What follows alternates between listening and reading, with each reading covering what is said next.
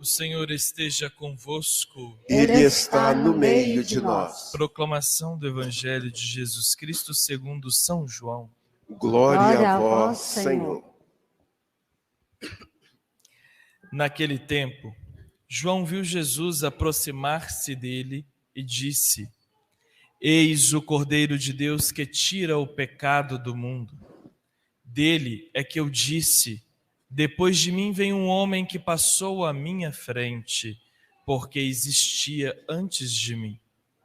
Também eu não o conhecia, mas se eu vim batizar com água, foi para que ele fosse manifestado a Israel. E João deu testemunho, dizendo: eu vi o Espírito descer como uma pomba do céu e permanecer sobre ele.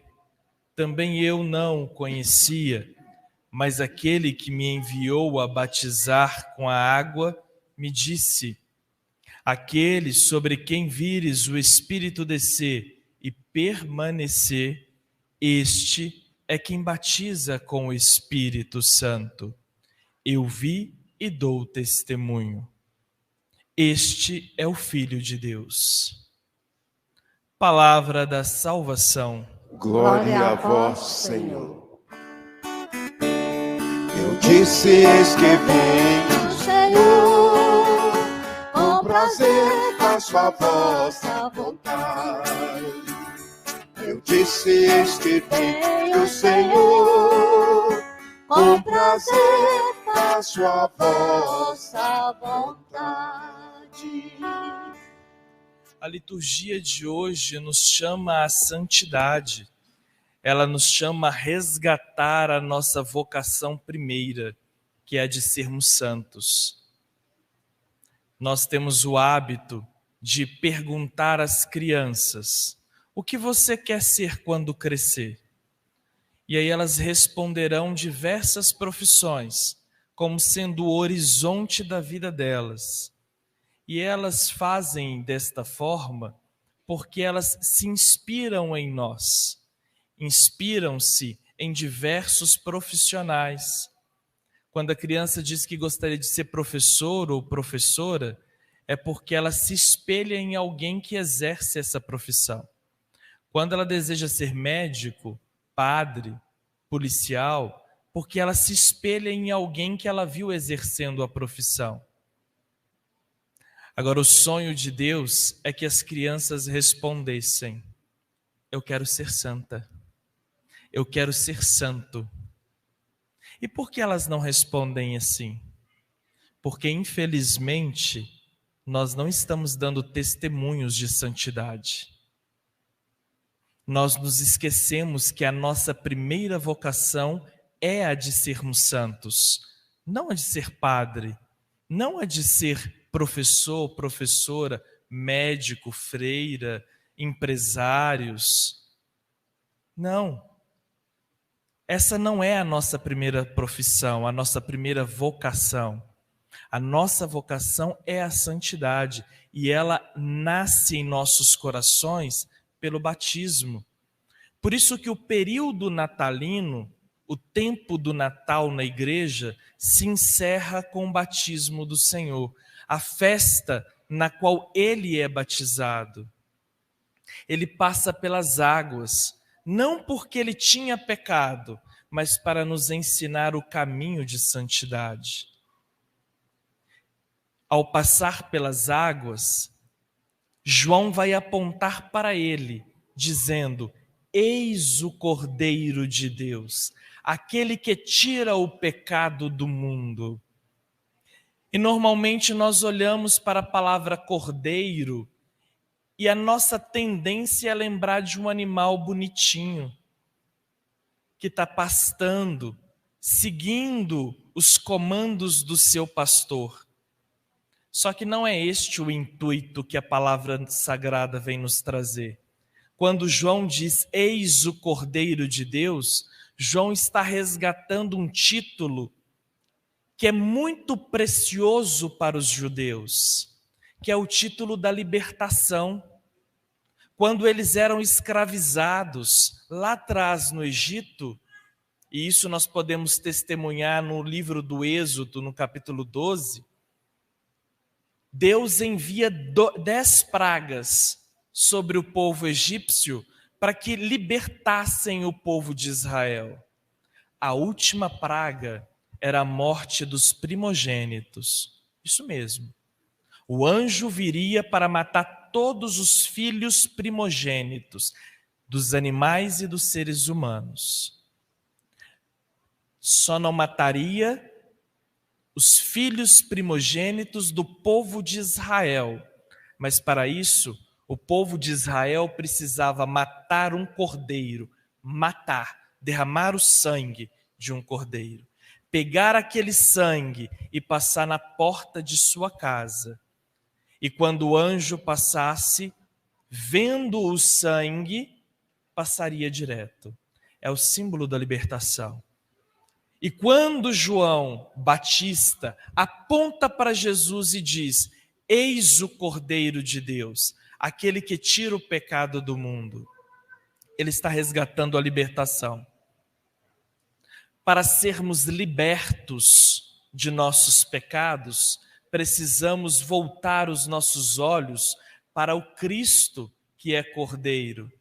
E ele nos chama a sermos cordeiros junto com ele, não como animais bonitinhos, mas ao ponto de entregar a nossa própria vida pelo mistério de nossa fé.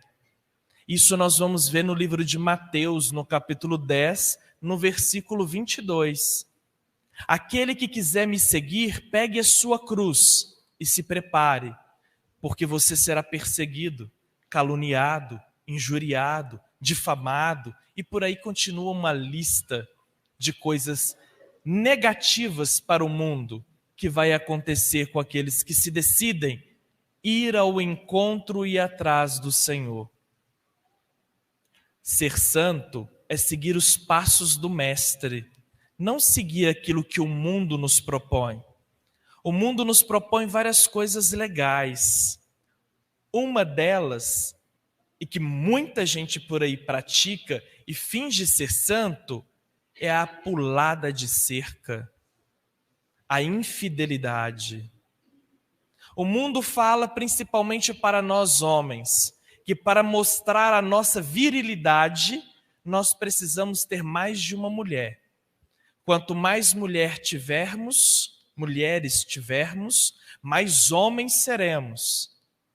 Mas mais do demônio também seremos, porque para o céu não entraremos. No céu não entra infiel. E a infidelidade é a prova viva, não de que eu sou infiel à minha esposa, ou que a esposa é infiel ao seu marido, mas é que eu sou infiel a mim mesmo. Porque antes de trair a minha esposa, eu estou me traindo. Eu estou mostrando como eu sou baixo, mesquinho, como eu não valho nada, como eu não me tolero, eu não tolero a minha própria presença, e por isso a necessidade de pular cerca, para tentar fingir ser quem eu não sou e quem eu nunca serei, para agradar o mundo ou a roda de meus amigos, porque se eu não fizer isso, os meus amigos nunca mais me chamarão para a pelada, para o churrasco, para a balada. Então eu preciso continuar numa boa com os meus amigos, por isso eu preciso ser infiel. Mas sem perceber que esta minha infidelidade, ela antes é para comigo e não para com a minha parceira. Eu poderia até humilhar ela, mas antes de humilhar ela com a traição, eu estou me humilhando, porque eu estou me entregando de bandeja para o inimigo. Eu estou recusando o caminho de santidade, porque eu estou dizendo que já não creio mais em Cristo, por isso eu preciso ser infiel, porque o mundo prega prazeres que são passageiros. Quando menos esperarmos, esses prazeres vão passar. A vida passa. Quando jovem, com corpo esbelto, todo dia pula cerca.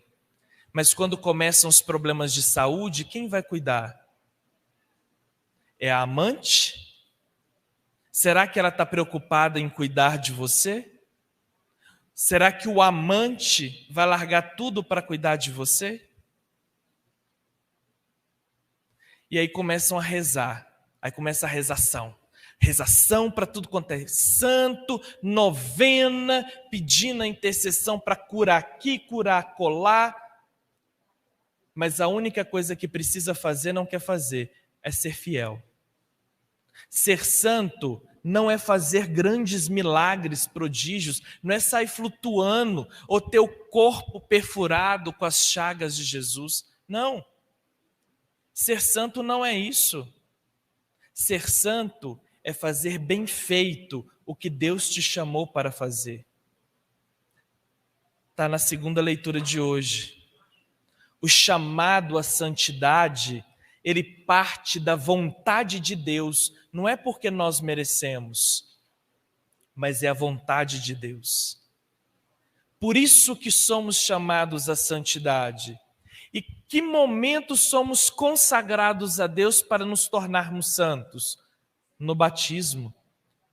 Porque quando somos passados pela água do batismo, passamos pelo sangue do Cordeiro. Naquele momento é impresso em nossa carne o selo de pertença a Deus. Nos tornamos naquele momento filhos de Deus. Antes do batismo, nós não somos filhos de Deus, nós somos criaturas de Deus. Só nos tornamos filhos depois do batismo, porque neste momento ele passa a morar em nós pelo sacramento do batismo. E aí vem um outro detalhe muito importante no Evangelho, que é o testemunho de João Batista, que está no finalzinho do Evangelho, que ele diz assim: aquele sobre quem vires o Espírito descer e permanecer, este é quem batiza com o Espírito Santo. João Batista viu o Espírito descer sobre Jesus como uma pomba. Ele não disse que era uma pomba. O como é comparação, é uma analogia. Parece uma pomba, mas ele não disse que é uma pomba. É nós que não prestamos atenção no português e começamos a falar que o Espírito Santo é uma pomba. Em momento algum está escrito que é uma pomba. Está escrito como uma pomba. E por que está escrito como uma pomba? Mais uma vez o sinal da libertação. Na Arca de Noé, lá no livro do Gênesis, a partir do capítulo 10 em diante, Noé, dentro da arca, com os animais e sua família, começa a mandar uma pomba para poder ver se ela avista a terra. Aí manda a primeira vez, nada. A segunda vez, nada. Manda a terceira vez e ela volta com um ramo de oliveira no bico. Mais uma vez o povo de Deus recebeu a libertação de seus males, de seus problemas. E nós recebemos a libertação pelo batismo, o sangue do Cordeiro, e recebemos pela ação do Espírito Santo, porque no batismo, o padre ou o diácono que está fazendo o batizado vai passar o óleo do crisma na testa da criança. Isso aconteceu com todos nós que fomos batizados. E depois vai ter o sacramento da confirmação do crisma, já quando estamos com 15 anos, um pouco mais velhos. Só que nós não damos importância para isso. Nós damos importância para o mundo, para os prazeres do mundo. E o mundo nos chama à infidelidade a todos os momentos, a sermos infiéis nas nossas profissões, nos nossos votos, nos nossos sacramentos, e nós começamos a achar que isso é legal, começamos a achar que isso é bacana, porque o mundo nos aceita se fizermos isto, mas automaticamente estamos nos afastando do coração de Deus. estamos caminhando de forma contrária, em caminho contrário ao caminho de santidade que ele nos chama, como é relatado na segunda leitura. E por fim, a primeira leitura tirada do livro do Isaías é sobre o servo, o cântico do servo, o servo sofredor. Em Isaías, teremos o cântico do servo, onde vai mostrar que Deus, dentre todos os homens, vai eleger um para se tornar o seu servo e carregar sobre si as dores e fraquezas do mundo inteiro. Ele está falando de Jesus Cristo, o Cordeiro. E neste Cordeiro somos convidados a participar do mistério. Devemos participar do mistério de cabeça erguida, não de cabeça baixa, porque a dor e o sofrimento faz parte da vida. Ela não vai sumir porque nós somos católicos. Ela não vai sumir porque você disse que aceitou Jesus. A gente aceita Jesus no batismo. É no batismo que se aceita Jesus. E uma vez batizado, eternamente batizado. Não existe outro batismo. Tem muita gente por aí que vem às igrejas, não presta atenção porque está ocupado demais conversando.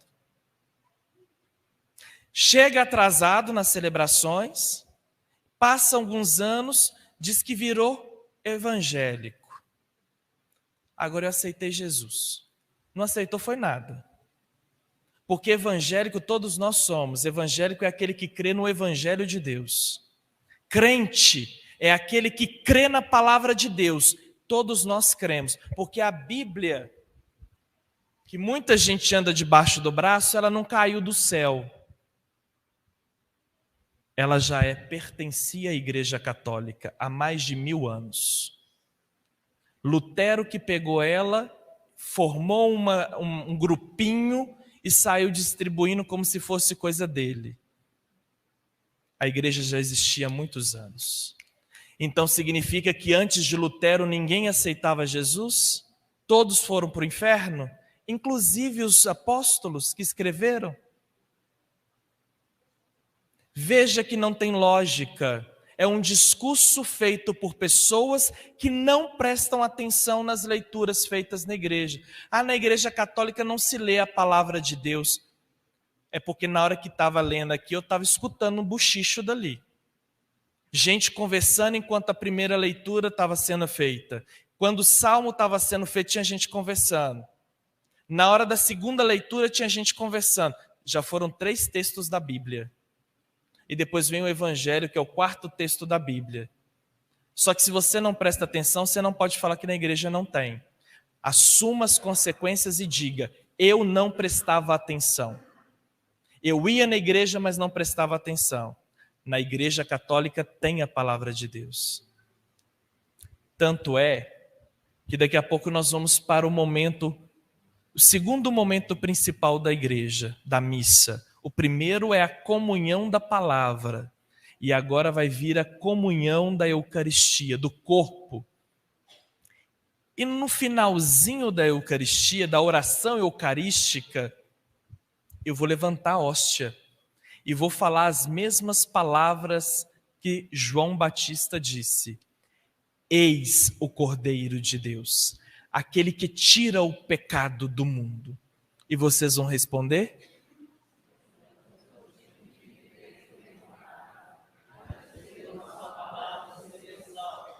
Pois é, são passagens da Bíblia que eu estou dizendo, não da minha cabeça. E tem gente que fala que na Igreja Católica não se lê a palavra de Deus. Não se lê ou não se presta atenção? Porque na hora que eu estou falando, eis o Cordeiro de Deus, tem gente falando comigo. Tem gente repetindo comigo e não presta atenção no que está acontecendo.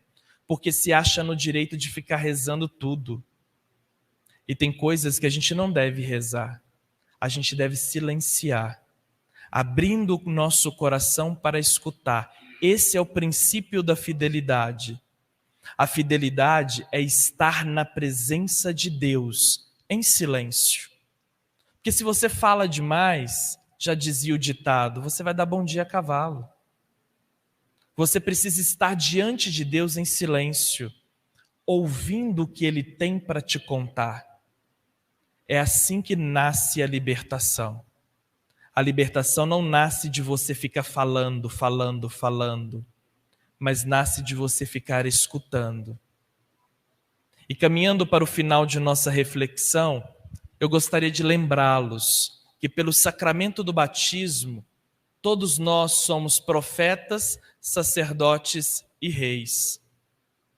E por que a nossa vida às vezes não é boa? Por que tem muitos problemas na nossa vida? Porque reclamamos demais e esquecemos de agradecer. Se nós somos profetas, significa que tudo aquilo que sai da nossa boca vai se materializar, vai se concretizar. E aqui eu não estou falando de pensamento positivo, não. Aqui eu estou falando da nossa fé católica. É diferente. Eu estou falando de que você é um profeta. E se você está profetizando desgraça na sua vida, você vai colher desgraça. Porque você quer. Você já acorda todos os dias falando mal. Nosso dia hoje vai ser puxado. Nossa, hoje eu tenho que encontrar com aquela pessoa chata. Você já está desejando mal para você. Então não espere que Deus faça algo diferente. Comece a observar as suas ações, as suas atitudes. Só assim você vai conseguir caminhar na fidelidade rumo à santidade. E quando você começa a caminhar rumo à santidade, você começa a santificar tudo que você faz. Se você é professor, você não vai ser mais um professor, porque de mais um o mundo está cheio. Você vai ser o professor, a professora. Se você é médico, você não vai ser mais um médico. Você vai ser o médico, a médica. Você vai fazer diferença na vida do outro. Isso é ser santo. Ser santo não é quando você encosta. Não é quando você encosta na pessoa. Qualquer um pode encostar numa pessoa. Ser santo é quando você encosta na alma da pessoa. É quando você encosta no coração da pessoa. Isso é ser santo. Ser santo é quando você vai embora e a pessoa fala assim, nossa, aquela pessoa acabou comigo de uma forma tão boa que eu saí renovado. Meu coração está explodindo de alegria. E você fica por horas pensando no que aquela pessoa te falou. Não é porque ela tocou em você, mas é porque ela tocou no seu coração e na sua alma. Obrigado. Isto é ser santo. Isto é fazer a diferença. E pegando este finalzinho da minha fala, eu me direciono agora para as famílias que aqui estão presentes, chorando a dor da partida de seus entes queridos. Nós não rezamos pela morte, nós rezamos pela vida. Estas pessoas que partiram, elas partiram deixando pedaços dela em nós, porque elas tocaram a nossa alma. Por isso estamos aqui rezando por elas. Elas não tocaram o nosso corpo, porque tocar o nosso corpo qualquer um faz. E no mundo de hoje, no tal do ficar, todo mundo toca todo mundo. Você toca e vai embora, você nem quer saber o que aconteceu, nem pergunta o nome. Se tiver tempo, você pergunta, qual que é seu nome? Só para falar assim, eu perguntei, mas nem vai lembrar do nome.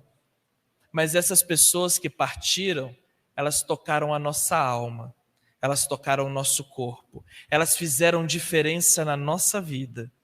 E por isso, nós jamais vamos lembrar delas como pessoas mortas, porque elas não morreram. Vamos sempre lembrar como pessoas vivas. Vamos lembrar do sorriso, dos olhares, das carícias, das piadas, dos erros e das mancadas. Vamos lembrar das quedas, dos abraços, dos momentos de tristeza também. Vamos lembrar quando era para colocar o copo num lugar, colocou no outro porque esqueceu. São destes momentos que nós vamos lembrar, porque essas pessoas jamais vão morrer. Em Cristo, e é isso que é bonito na santidade, porque a santidade é quando você se configura a Cristo e quando você se incorpora a Cristo em um só corpo. Mais uma vez, vamos falar sobre isso na oração eucarística. Em Cristo, seremos um só corpo e um só espírito. Por isso nós jamais rezamos pela morte, nós rezamos pela vida, porque nós cremos na vida eterna. E quem crê em Deus jamais vai conhecer a morte. A ausência física provoca dor, provoca saudade.